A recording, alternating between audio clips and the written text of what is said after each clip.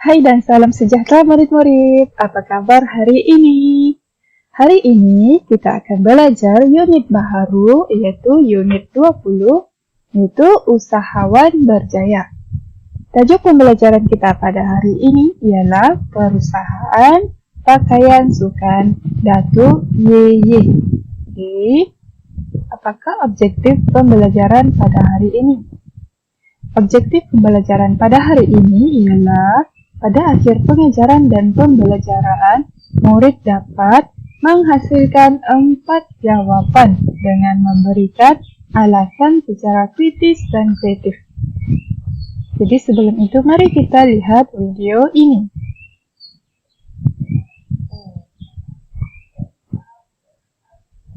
Counter persoalan. Siapa yang nak tanya? Tadi ni mungkin wakil daripada pihak perusahaan. Pentadbiran asrama. Okey, nama siapa? Mawar Ismail. Jadi Puan Mawar ada soalan kabarnya? Saya nak tanya. Bila kita dah berjaya dengan saya, macam mana kita nak tukar kejayaan tu? Dan sebenarnya kita nak tukarkan lebih. Itu dia. Terima kasih banyak Puan Mawar. Bagaimana untuk mengekalkan dan juga untuk kembangkan lagi supaya ia dapat berakhir kejayaan yang lebih besar.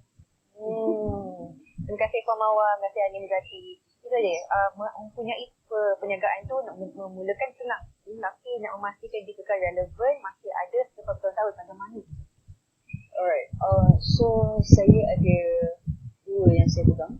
Yang pertama plan ataupun kita panggil strategi, dan yang kedua adalah team. Dua benda ni sebenarnya sangat penting. Strategi, team. Plan, strategi, dengan team. So plan ni kita semua tak boleh buat semua benda sendiri lah. Okay, kita dikurniakan dengan Tuhan dia bagi setiap orang kelebihan yang berbeza-beza. So pada saya tahu kita orang kata kelemahan kat mana, kita punya strength kat mana. Right. So kita dah tahu dah kat mana. So bila kita dah tahu, kita buat apa yang kita mampu. So kalau kita adalah orang yang brainy ataupun orang yang strategize, orang lain yang buat, so kita just diversify benda tu. Leverage the thing, so kita takkan penat, kita takkan Okey. Berdasarkan video tadi, kita dapat lihat seseorang telah memberikan soalan kepada usahawan ini. Jadi, usahawan tersebut pun memberikan jawapannya terhadap soalan. Jadi, apakah soalannya tadi?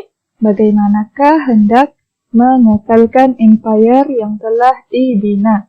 Jadi, usahawan muda ini, yaitu wanita ini telah menjawab, cara untuk mempertahankan empire yang telah dibina adalah dengan menggunakan dua aspek, yaitu strategi dan hubungan. Itu hubungan dengan pasukan. Jadi yang pertama kita kena lihat kata tanya. Apakah kata tanya yang diberikan? Oke, contoh kata tanya yang diajukan ialah apakah, mengapakah, jelaskan. Oke, misalnya kita ditanya, apakah yang kamu lakukan hari ini?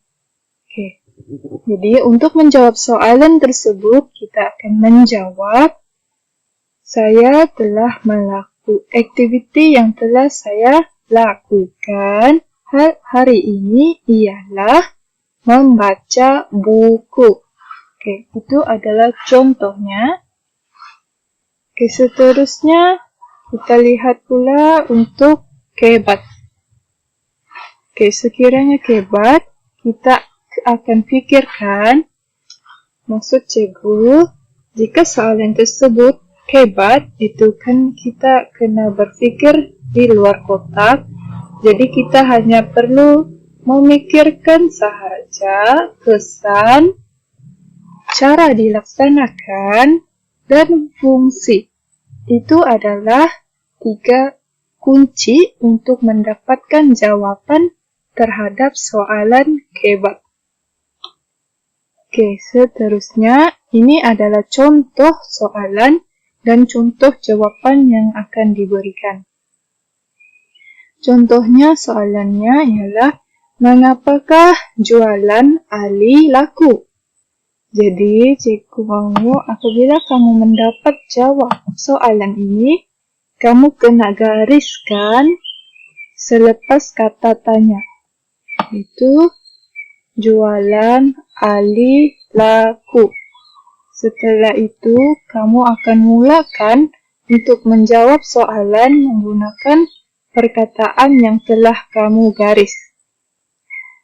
Contoh jawapannya, jualan Ali laku. Samakan dengan perkataan yang telah kamu garis. Okay. Jualan Ali laku kerana Ali menjual barang-barangnya dengan murah. Okay. Itu adalah contoh jawapan terhadap soalan ini. Okay. Contoh kedua. Jelaskan perkara yang perlu dilakukan oleh Ali untuk menyiapkan barang jualan. Okey. Cikgu kata garis selepas kata tanya. Iaitu garis perkara yang perlu dilakukan oleh Ali untuk menyiapkan barang jualan. Okey, kamu akan mulakan ayat untuk menjawab soalan dengan perkataan yang telah kamu garis. Okey, jawapan untuk soalan ini ialah perkara yang perlu dilakukan oleh Ali untuk menyiapkan barang jualan ialah mengupah pekerja untuk membantunya menjual. Okey, itu adalah jawapan berdasarkan soalan di atas. Okay, sekarang mari kita lihat pula petikan ini. Okay, baca dahulu. Perusahaan pakaian sukan Datuk Yeying. Yeying ke galeri jualan datuknya. Ketika itu, datuknya sedang mengadakan jualan murah. Pakaian sukan diberikan diskaun hingga 50%. Banyak pelanggan ke galeri jualan itu. Pada masa yang sama, terdapat usahawan dari luar negara yang berminat untuk berurus niaga dengan Datuk Yeying. Mereka menempah pakaian sukan daripada Datuk Yeying untuk dipasarkan di luar negara. Itu adalah petikan dalam perusahaan pakaian sukan Datuk Yeying. Mari kita lihat soalan yang diajukan berdasarkan petikan itu. Okey, yang pertama, mengapakah Datuk Yeying mengadakan jualan murah di galeri jualannya? Okey, seperti yang cikgu telah katakan, garis dahulu selepas kata tanya. Itu bermula dari Datuk Yeying mengadakan jualan murah di galeri jualannya. Okey, sekarang mari kita lihat apakah jawapan terhadap soalan tersebut. Okey, bermula dari Datuk Yeying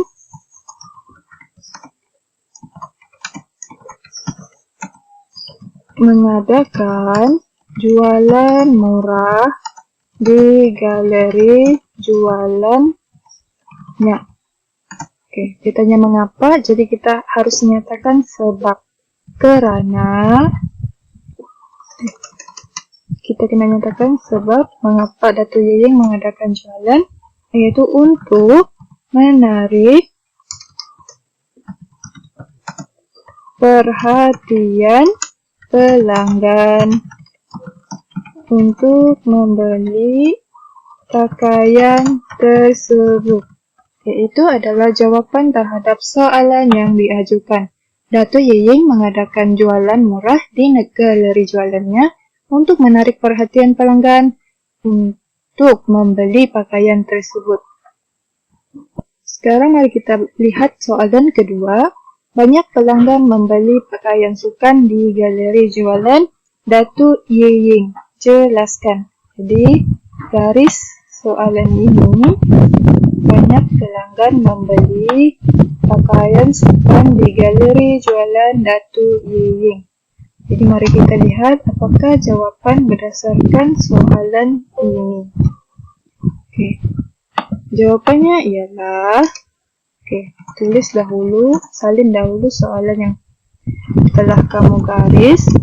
Banyak pelanggan membeli pakaian sukan di galeri Datuk Ying. Jelaskan. Dia minta sebab. Jadi kita kena jawab kerana terdapat potongan harga, banyak pilihan, dan pakaian yang dijual juga berkualiti. Jawabannya kamu dapat lihat berdasarkan gambar yang ditunjukkan, yaitu potongan harga dan banyak pakaian bergantung. Seterusnya, mengapakah usahawan dari luar negara membuat tawaran kepada Datuk Ying untuk menyiapkan pakaian sukan? Jadi garis, usahawan dari luar negara membuat tawaran kepada Datuk Ying untuk menyiapkan pakaian sukan. Jadi garis, kemudian kita lihat mengapakah usahawan tersebut membuat tawaran. Jadi salin dahulu. Usahawan dari luar negara membuat tawaran kepada Datuk Ying untuk menyiapkan pakaian sukan kerana pakaian tersebut berharga murah dan berkualiti. Soalan ini juga merupakan soalan kebat. Jadi, kamu kena pikirkan apakah jawapan yang sesuai untuk menjawab soalan tersebut. Yang penting dalam jawapan kamu adalah logik. Jadi, jawaban kepada soalan ini ialah usahawan dari luar negara membuat tawaran kepada Datuk Ying untuk menyiapkan pakaian sukan kerana pakaian tersebut berharga murah dan berkualiti. Sekarang mari kita lihat pula soalan yang keempat. Soalan yang keempat. Nyatakan perkara yang perlu dilakukan oleh Datuk Ying untuk menyiapkan pesanan pelanggannya. Yang pertama, garis dahulu. Perkara yang perlu dilakukan oleh Datuk Ying untuk menyiapkan pesanan pelanggannya.